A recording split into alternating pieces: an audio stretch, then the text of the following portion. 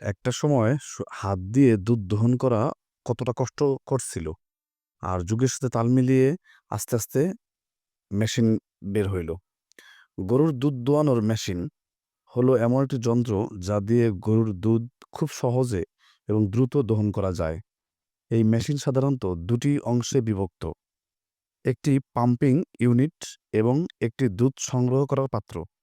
Pumping unit দুধ বের করার জন্য একটি ভ্যাকুয়াম তৈরি করে এবং দুধ সংগ্রহ করার পাত্রে দুধ জমা হয়। এই মেশিন ব্যবহারের ফলে দুধ দহনের সময় এবং শ্রম দুটোই কিন্তু বাঁচে। হাতে চালিত দুধ দহন মেশিন এই ধরনের মেশিনে হাত দিয়ে পাম্প করে দুধ দহন করা হয়। এটি ছোট খামারের উপযোগী।